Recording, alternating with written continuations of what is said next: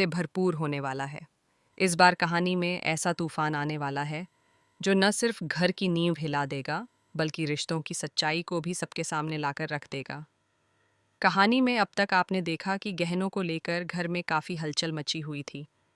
सभी को लग रहा था कि कहीं ना कहीं कोई बहुत बड़ी गलती हुई है, लेकिन किसी को भी असली सच्चाई का अंदाज़ा नहीं था।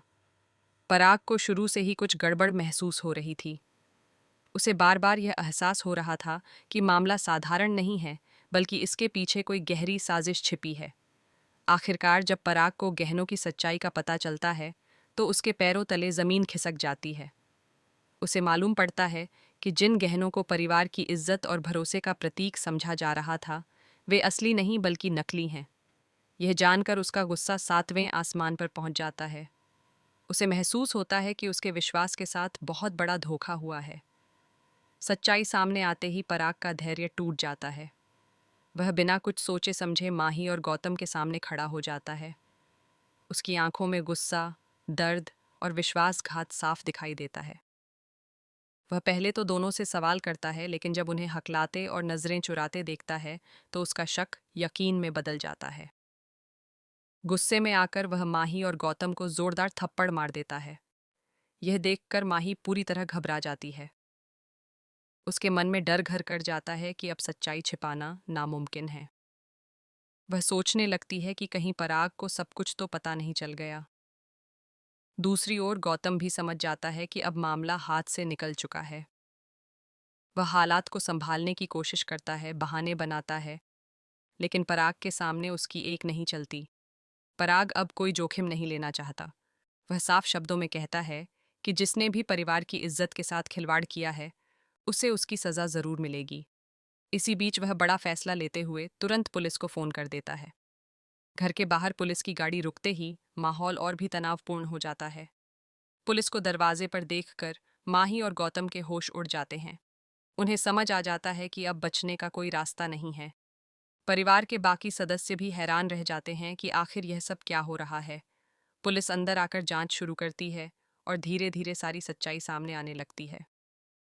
जांच के दौरान यह साफ हो जाता है कि गहनों की अदला बदली की गई थी। असली गहनों की जगह नकली गहने रख दिए गए थे, और इस पूरी साजिश के पीछे माही और गौतम का हाथ था। सबूत इतने पुख्ता होते हैं कि दोनों के पास अपनी सफाई देने के लिए कोई ठोस दलील नहीं बचती। पराग भारी मन से लेकिन दृढ़ फैसले के साथ पुलिस से कहता है कि कानून अपना काम करे। वह यह भी कहता है कि चाहे कोई अपना ही क्यों न हो, अगर उसने गलत किया है तो उसे सज़ा मिलनी ही चाहिए। पुलिस दोनों को गिरफ्तार कर लेती है। माही रोने लगती है, माफ़ी मांगती है, लेकिन अब बहुत देर हो चुकी होती है। गौतम भी खुद को निर्दोष साबित करने की कोशिश करता है, पर सबूत उसके खिलाफ होते हैं। दोनों को पुलिस अपने साथ ले जाती है और घर में सन्नाटा छा जाता है।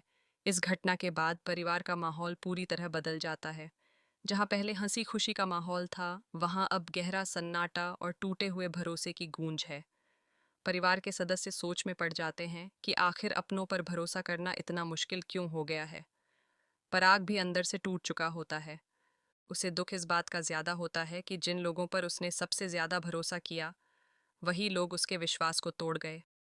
लेकिन वह अपने फैसले पर कायम रहता है, क्योंकि उसके लिए सच और न्याय सबसे ऊपर है। अब कहानी में आगे क्या मोड़ आएगा? क्या माही और गौतम को अपनी गलती का एहसास होगा? क्या परिवार कभी फिर से पहले जैसा हो पाएगा? यह सब जानने के लिए आने वाले एपिसोड्स बेहद दिलचस्प होने वाले हैं। तो दोस्तों, आपको क्या लगता है? क्या पराग ने सही किया कि उसने कानून का सहारा लिया, या उसे परिवार के भीतर ही इस मामले को सुलझाना चाहिए था? अपनी राय हमें कमेंट करके ज़रूर बताइए। फिलहाल के लिए बस इतना ही। आगे की हर बड़ी अपडेट और धमाकेदार ट्विस्ट जानने के लिए जुड़े रहिए।